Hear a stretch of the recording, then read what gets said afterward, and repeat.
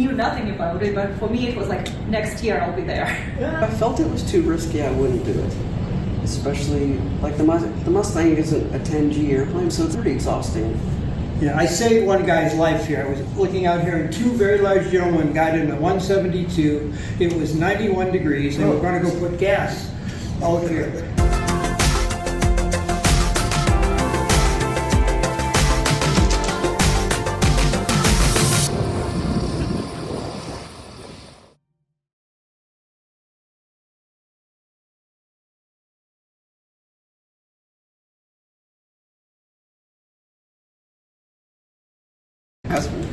That gentleman back there, Cirrus pilot, co-pilot of, and partner out, motivator of. Yeah, so let me just tell you the Cirrus story.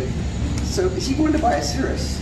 And of course I'd flown all these things and I'm typed in a few different airplanes, and this Lancer Legacy has the same engine as the Cirrus, right?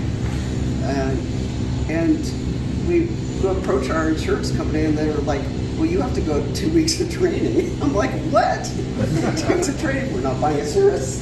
She found somebody else so I could get checked out in a couple hours of training, but he has to go for annual training in the Cirrus, and I'm not qualified to fly a Cirrus because I haven't done my annual training yet. When you're running a flight school, obviously you want safety first for your students. Of course. How do you get students focused on the safety aspect of flying, not just the gee whiz stuff we've been talking about? How do you get people motivated to do that? What's your process you use? I actually think safety aspect in a flight school is actually easier than a private pilot decided to go for a flight from their private hangar of their private plane. Because in the flight school, at least in Canada, we have a few procedures that we have to follow. So first of all, the school has the flight training operations manual, the Transport Canada approved fluff and stuff like that, so we have to follow that. Then every pilot, before they go out, they would need to fulfill certain currency requirements. They would need to be signed off by an instructor, even if it's a solo flight. So an instructor has a chance to look at the weather, look at the route, maybe give some suggestions. And we also have a system of classes of instructors. So a new instructor would always be under supervision of a more senior instructor, and they would get a release for each of their flights. So there are a few steps to go through before a pilot would go flying in a flight school. Even if it's a licensed pilot and renting the plane for their flight, there would be always somebody looking over their shoulder and checking all of them. And obviously we have all the ongoing training, starting from the PPL ground school that everybody starts with, but recurrent seminars, mountain flying, we have on the field, not us, but another school that we would work with, we send for boat training, for example. We do tail wheel training. We often have, like, even experienced airline pilots coming in and wanted to learn a tail dragger. It's like, this is real flying. Because they get to use their hands and feet and not taxi with a stick in the Airbus. So I've been told that, I've never flown one. So the ongoing aspect and the community around the flight school, so it's not only to get from the first flight to whatever 50 hours on the license, but it's the ongoing aspect. And even for us instructors, we have to do a renewal of our rating every so often, depends on the class of instructor, and we always get a second opinion. So I'm relatively speaking experienced instructor, but say when I'm sending my student for a flight test with Transport Canada, I would have another experienced instructor do a flight with them and give a second opinion, because I can be focused on certain aspects and I might have missed something else, and that's also my opportunity to get that feedback and improve my teaching. So I think the flight school setup is probably one of the safest, even though we are dealing with, for the most part, relatively inexperienced and new pilots, but because of the systems that we have in place, I think the system is good, and knock on wood, 45 years, we didn't have any injuries, like no injury, no deaths. We had some bad metal, but we got everyone home in one piece every single day. Good. I was thinking about my first day in the Air Force in pilot training. This is what they said. Look left and look right. One of you will be gone at the end of the year and won't graduate. look around the room, and one of you will be dead. That's the average class. So welcome to the Air Force and welcome to pilot training. And then the rigor began. And I think what Anna was saying, I mean, we had a syllabus, and every day, and we graded. Every day you got graded, and you got critiqued, and you got yelled at. But on the other hand, the first time I had a major in-flight emergency, I was a really happy camper that I really knew all the procedures and everything what to do. And I died about 25 times in the simulator before I ever got a super serious accident. I've seriously damaged 2 aircraft, but didn't lose every one of them. Now you think the other side, I've got some things about General Anderson. I want to make one comment about General Anderson. 2 full tours in World War II in Mustangs. 116 and a quarter victories. His airplane was never hit.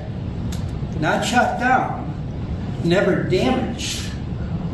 That to me is more amazing almost than the 16 victories. Some luck. You know, I asked him, and we used to talk a lot, and he said, I could see an airplane 15 seconds before anybody else in my unit could ever even see the airplane. When he died, he had 20/20 vision at 102 years of age. That's amazing. So, and I got to know a couple of the family members of Richard Bong. If you know who Richard Bong, Aces, P-38, World War II, highest scoring ace from the United States. They said he could see a squirrel in the tree when nobody else even knew what he was looking at. So I think there's some things that we're just lucky enough to have, and then we take what we got and we refine it, and we choose whether to keep ourselves pushed at the edge of the envelope as much as we can. And some of us are stupid enough, we love it at the edge of the envelope. But that's a different kind of flying than, I talked to somebody, well, I'm really current, I can land and take off this airplane. I said, well, when you take off from your airport, do you have 3 spots picked out where you're going to put this airplane down if your engine quits? Well, I'll never do that. I'm not riding with this guy, by the way. I'm never going with this guy as a passenger. I do that. I don't know about anybody. The Air Force made me do it, but I really like that because that sucker ever quits. I don't want to be guessing what I'm going to be doing. I want to say, don't need that one no more. Don't need that one anymore. I know exactly in my glass air at my airport when I can do a 180 and turn and get back, because I've tried it a dozen different times. And I know where, because I fly a rock. A glass air is not a glider.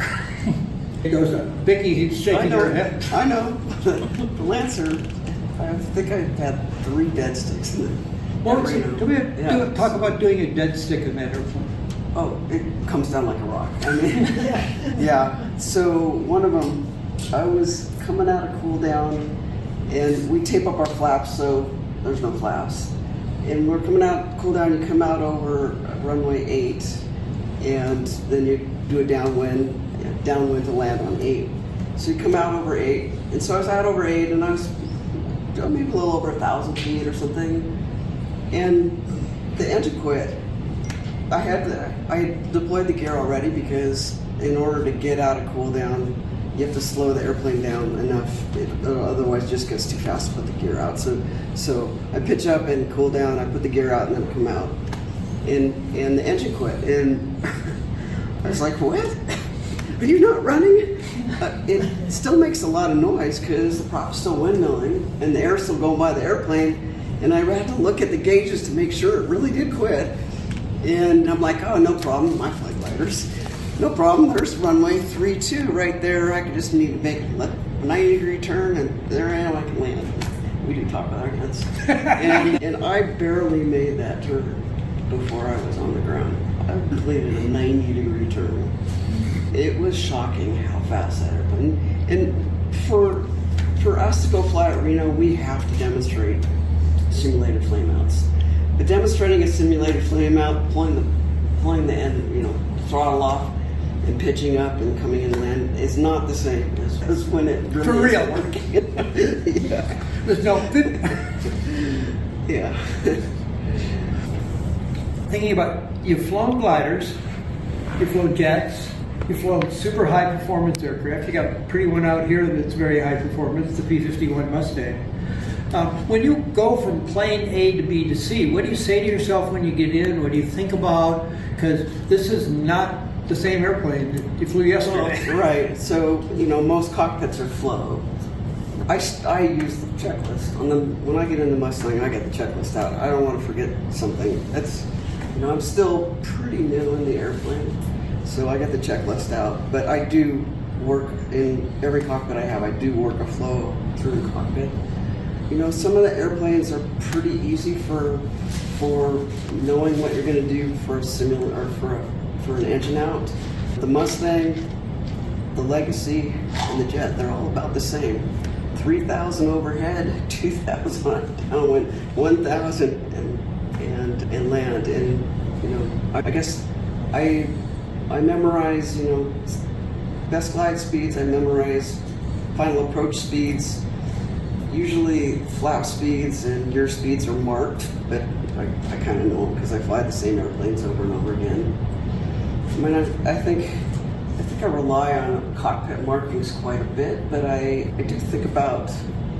do sort of know the numbers for the airplanes in terms of if there's something going to happen. I kind of know what I need to do. Sadly, in aerobatics, if you're in this world long enough and in air racing, you lost a lot of friends. And if the only thing they can give back is the learning out of their accidents, I try to take that. So, yeah, that's kind of what I think about. Yeah, in the military, we had this rigorous after an accident. I sheared 4 feet off the end of a wing of a 135 one time. Got a gust, and I had everything to the stops, and the wing still hit the ground. We were on a combat return mission. And 2 weeks I had to sit down and we had to go through every piece, and they listened to all the communications. And they literally evaluated, Captain, when are we going to put you back up in the air? But not until we go through every one of these steps and we debrief it and we look at it and we talk about it. And of course, every accident is heavily recorded and taught later on. What the heck happened to you and how we learned from your accident and what do we do with it. When I think about Wings program, which I think is a cool operation, everybody else has something to teach us because they got into the dark corner one day.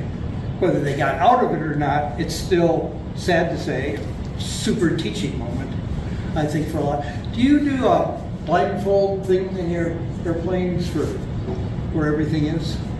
Is that a part of what you do or not?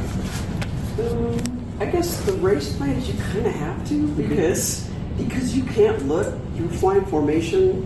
You can't look where stuff is, you have to know where it is. And even like the P-51, when I'm landing and the landing rollout, I usually pull the mixture off to get it to slow down, and I just have to reach for it and feel for it because I know where it's at. But no, I haven't actually blindfolded myself. Military I will tell you what I do, because I just developed my sequence for the Mustang is, you were saying about the window and flying on the edge. We don't fly really on the edge. We know where the edges are, and we fly within that envelope. I put a camera in my cockpit, and I videotaped every one of my practices. And I did the same thing in the steerman. How much altitude do I gain? How much altitude do I lose? What's the airspeed on top? What's the airspeed on the bottom? I figure out sort of like, all the parameters of the whole flight. And I know which ones are critical, which ones are on the top. I won't do anything over the top here this weekend because it's such a high density altitude. But if I were at sea level and I went over the top, I would know, what altitude, what airspeed at the bottom of the figure, positioning in the box. I know all those things before I ever go fly, and especially in front of an audience. How do you change your act here versus flying at sea level? I think it's similar to what Vicky mentioned. I cannot do much on the top. I would take out any snap maneuvers, so instead of an avalanche, it would be a loop, just because I would fall out of the avalanche if I tried it here. And sometimes, the first time when I flew in Truckee, I thought I almost feel like I need a glider certification because I felt like my plane Castle has 180 horsepower, but they vanished somewhere. They went for a walk. My full power was like 21 inches. The speeds took forever to build up. They dissipated in no time at all.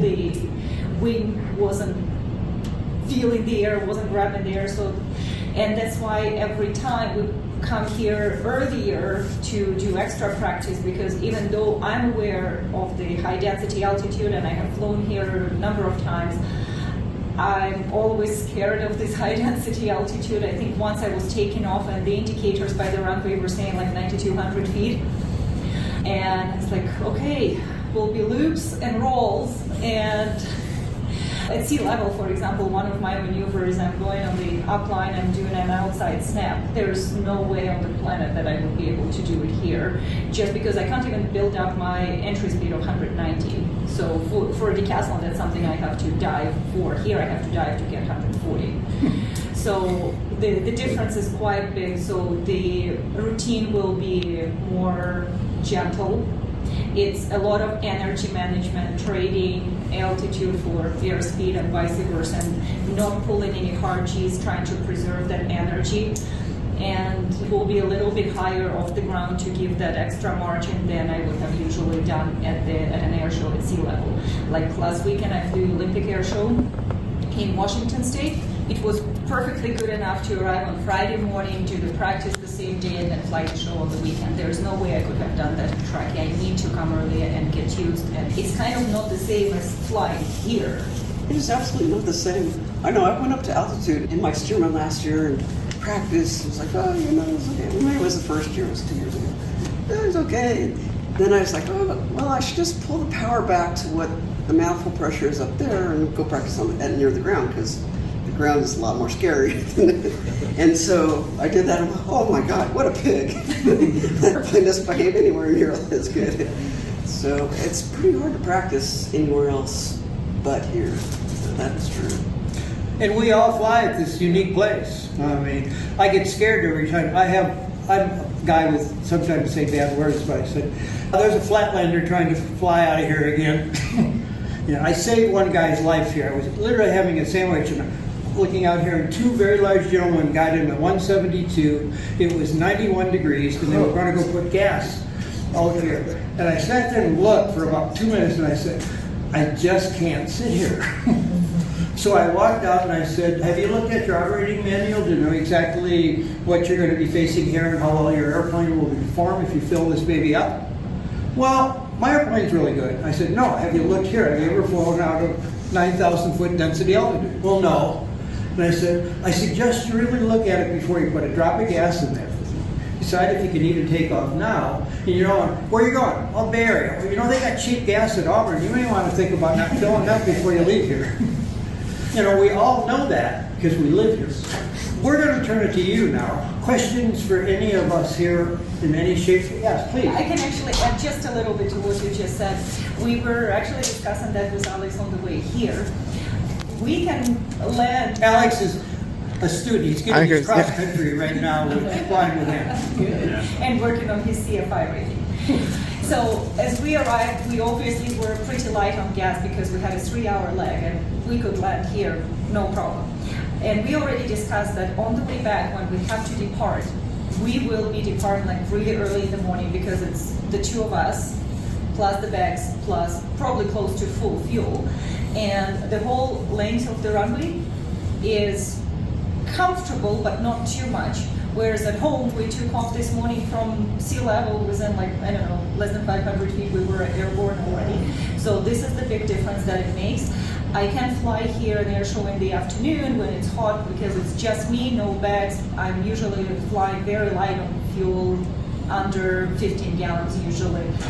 And the aircraft is light, so I can take off and land. But landing with a full loaded aircraft at this density altitude is flying a totally different plane and feeling very underpowered. And even after we take off, the next challenge is to outclimb those hills. And we typically don't head straight for the hills. We follow the valley until we get altitude, and then we head that way. Questions, any of you? Questions, comments? Yes, sir. Vicky, I had read somewhere that a P-51 is a one-spin airplane. And it that hits spin the is your ground after last. that. Is that true? That's my understanding. I've never spinned it. I do not plan to spin it, nor do I plan to stall it. I understand it takes 9,000 feet to recover from a spin. And I know people who have spun it, but they start 12,000 or 15 or 18 or, yeah. But I've not personally spun it. And you don't stall it either? No. No, and it's pretty good at communicating if you're close. You'll feel it. It shudders. And there's so much torque in that engine, it'll torque you over before you'll, yeah, if you get it too slow. You see me on the top of something and you see me torquing over, you'll know. How many horsepower? 650? Wow. 1,650? Yeah, I think so. A little bit. Almost 10 times on my plate. Did you transition from a T6 to the 51? I have almost 2,000 hours in this German, and probably 1,000 hours of tail wheel time. I took 12 hours in the T6 out of a T6 out of Madeira, I think. Before I didn't have type rating in there. You did Stallion for your type? Yeah. So I had very little T6 time, but enough to the similarities with the landing gear handle and the flaps and stuff, enough to get the sort of cockpit layout stuff. I didn't find the Mustang that challenging to learn to fly. Pretty honest airplane. It just, you just don't want to cop the power because, yeah. For both of you, in that density altitude is a big issue here at Truckee, and it's going to be up to mid-80s on Saturday during the Airshow. 2 performances are scheduled, morning and afternoon. Just kind of transfers to like the GA pilot, sort of go, no-go decision. Wondering if you guys have any thoughts about like your routine varying from the morning to the afternoon, or if as a performer there's ever times where situations arise where you're like, I'm just too risky to perform in this condition. If I felt it was too risky, I wouldn't do it. But, and I honestly would prefer not to fly twice for obvious reasons. I think that's challenging because there's a lot of G. It's a lot, especially like the Mustang isn't a 10G airplane, but it's a 4 to 5G in my routine, and the G's on for a long time, so it's a pretty exhausting flight. And so, but I mean, we're professionals. This is what we do. You guys aren't the only airshow who's ever asked to fly twice. And I think I've flown more than that in some airshows. So we go practice. We practice for the reason of having our G tolerance up and being able to do it. And if we really thought it was unsafe with the winds or weather or our fatigue level, we wouldn't do it. It's too much at risk.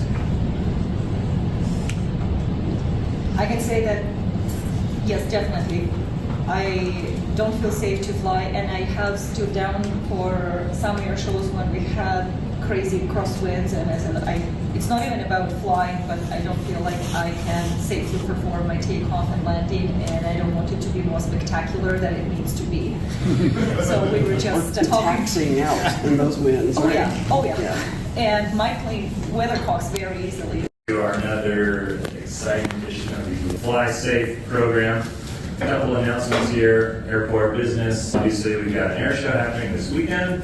I'd like to say that noise abatement is one of our top priorities here at Truckee Airport. Yeah. 364 days out of the year. So Saturday, obviously, it's not really much for noise abatement. It's going to get loud. It's going to get fun. So the FlySafe program here at Truckee, we're getting into the summer months. There's been a few pilots that have already completed their FlySafe program. They did flight activities. We do have a couple flight instructors here tonight. We got Dan Olson over there. He's been doing a couple checkout flights for flight news. We also got Tom Meadows. He's a flight instructor as well. So if you're looking to do your flight activities to complete the Wings program, you can talk to those two gentlemen if you like. If you don't know, on Sunday after the air show, the airport hangar tenants are hosting a garage sale. So out there in Alpha through Hotel Row, there's going to be whoever wants to open their hangar. The public's invited. We'll see what shows up. It should be kind of fun. We've never done one before. We're going to give that a try. So if you want to open your hangar, meet people or sell stuff. And that's available to you from 9 o'clock until I think about noon. Yep. Any Cirrus pilots here? Okay, we've got one. We're going to be hosting, Truckee Airport is going to be sponsoring Mountain Lion Cirrus training, mountain flying training class, July 15th and 16th. 2 days are available. There's going to be more information coming out about that. So mark your calendars if you're interested in going out with our Mountain Lion flight instructors to do flying around the mountain area here. That's kind of all I got as far as airport updates. Thanks for joining us and continuing with the FlySafe program here in Truckee. So this month, we were thinking about who we could get to talk to our group, and we're like, well, we've got this air show, we got some world-class talent coming in here. Why don't we see if we can get some of the performers? So I'm going to introduce just briefly our air show performers. We've got Anna is here, along with Vicky Benzing. And then also tonight, kind of our moderator, this is going to be kind of informal, but David Love, I think his official title is like chairman of the Truckee Air Show Committee.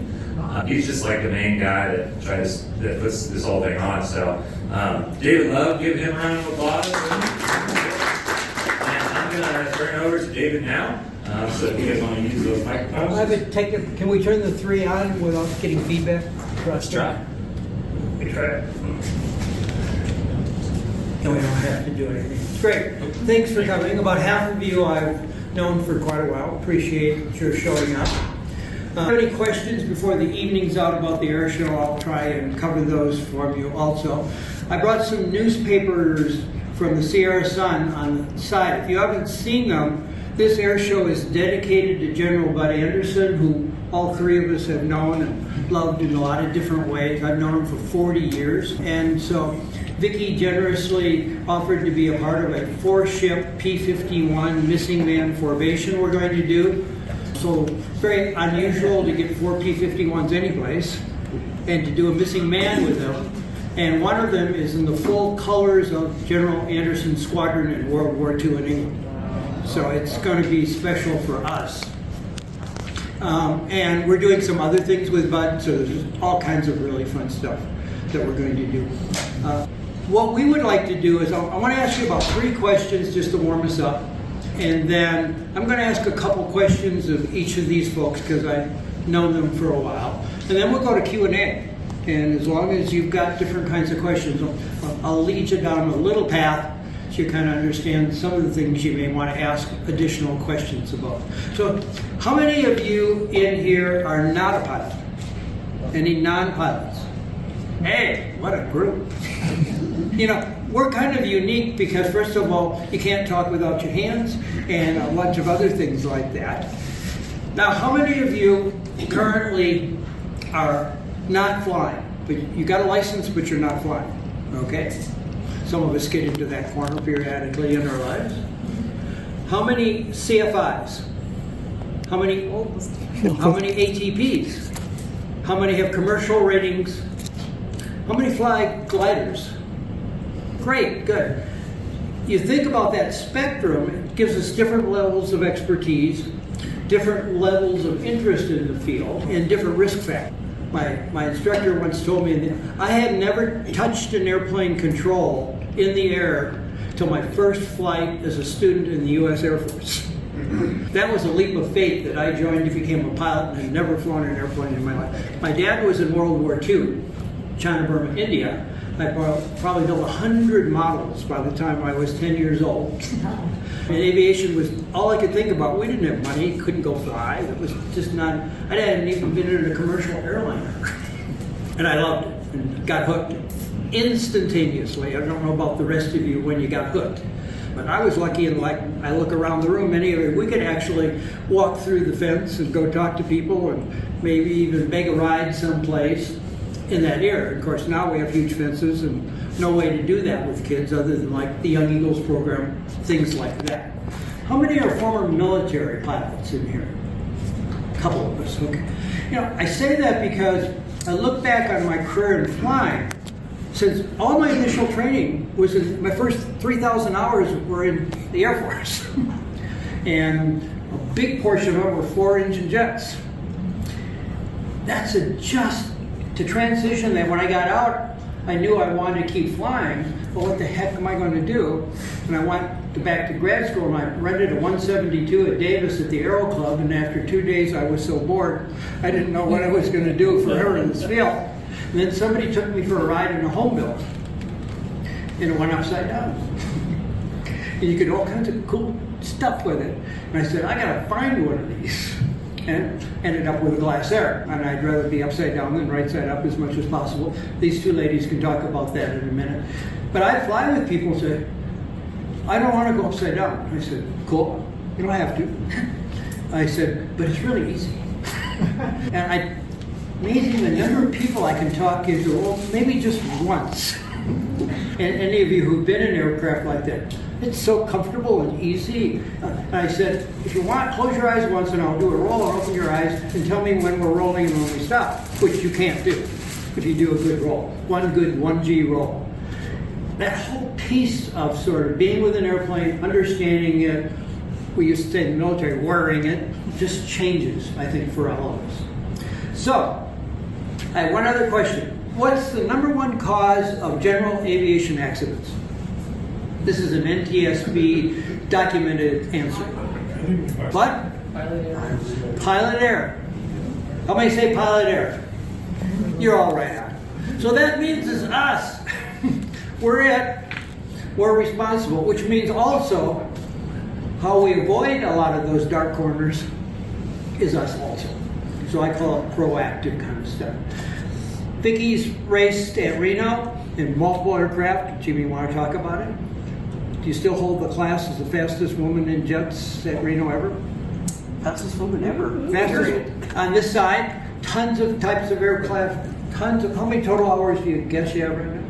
I have 95 hours shy of 10,000 hours. A few hours in the air, kind of stuff. Anna grew up in the Ukraine, ended up in Switzerland, Brazil, and Canada. You hadn't flown 1 hour in your life when you got to Canada, is that correct? That is correct. My first flight in a small plane was 10 days after I immigrated to Canada. How long from your first flight in an airplane till you performed? I actually didn't even know about air shows when I started flying.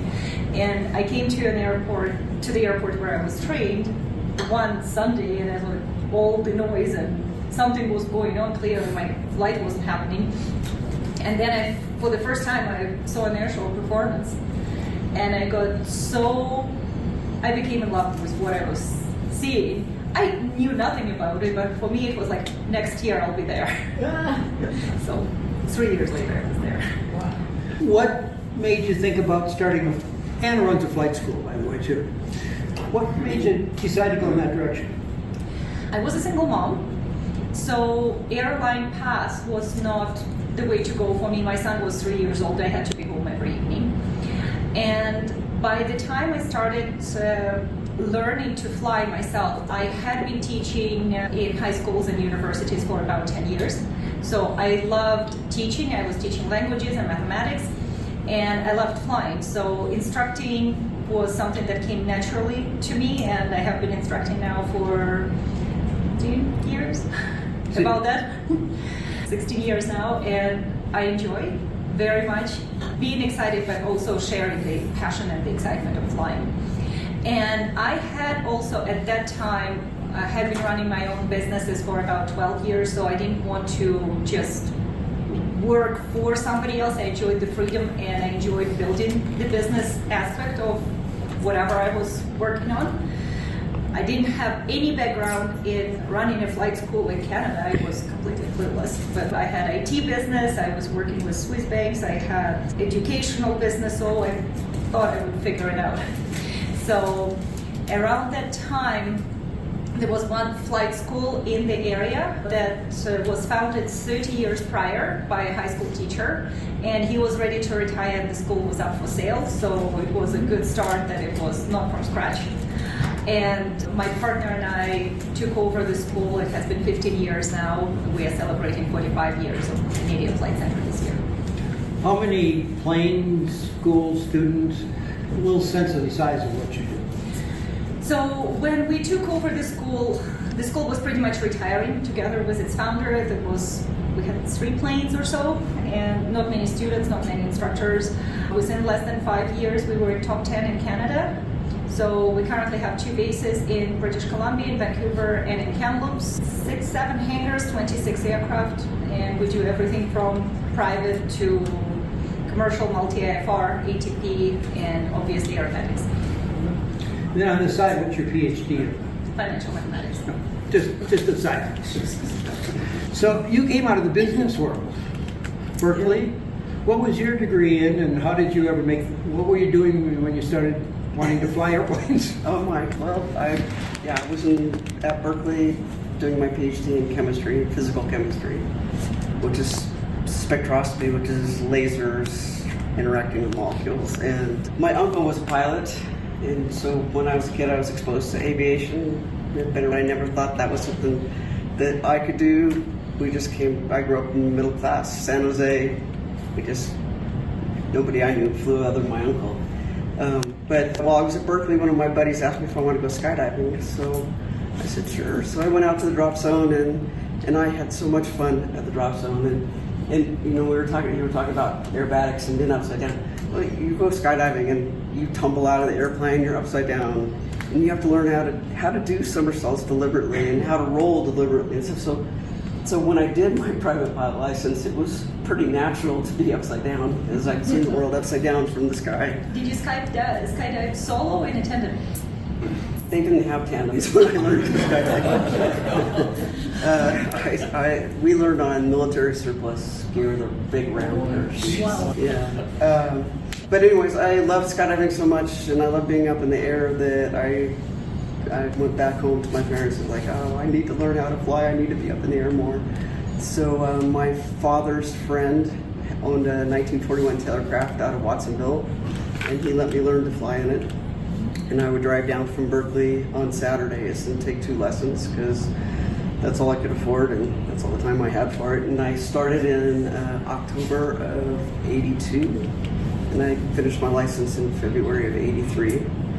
And by then I was about halfway through my PhD program, so I'd already passed my orals for our program. And so I finished out my PhD, and I went and did a postdoc up in Oregon, and I bought a plane before I bought my first house because you can always sleep in a plane, but you can't fly a house. Anyways, yeah. So I did a postdoc for 3 years, then I got hired by Tektronix up in Portland, and I worked in their integrated circuits lab. So we made chips, the chips that go into. At that time, they went into the oscilloscopes. And then I got hired out of there into a company that makes the equipment that makes the chips. As I had met the general manager of my division, became the president of the company that I ended up working for, and I ended up moving back to San Jose to work for that company. But in the meantime, I still have my trusty little Luscombe, and I brought it back down to San Jose.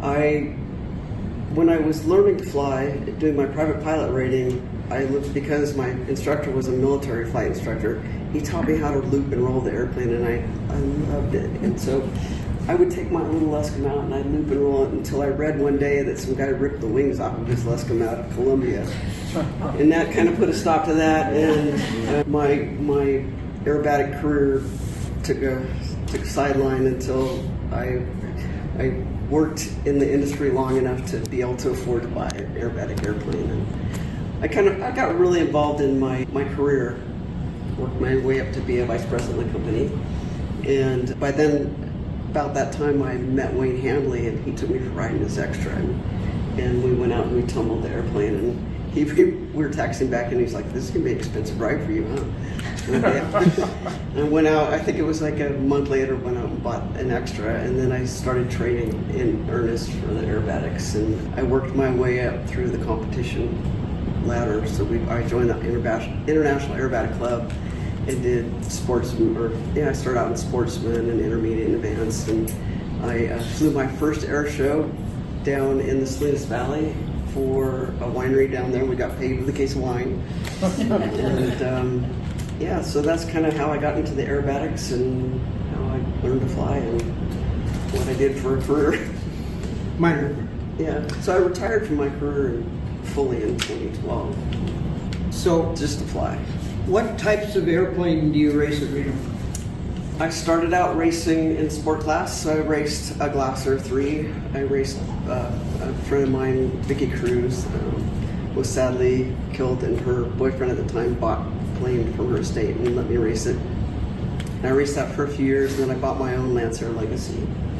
And around 2013, one of my buddies out of Reno asked if I wanted to fly an L-39 at Reno. Forced. so I got typed in the L-39 and I raced that a number of years at Reno. And then in 2019, I purchased Clay Lacey's P-51 Mustang, which I brought to the Airshow here. And I raced it last year in September. And that was, I have to say, it was kind of the highlight of my flying career, was to get to race that particular airplane, having been the 1970 national champion and having such a deep racing history. Be able to put it on a race course, unlimited, and final Reno Air races. Yeah, I think it's all downhill from here. So, you think about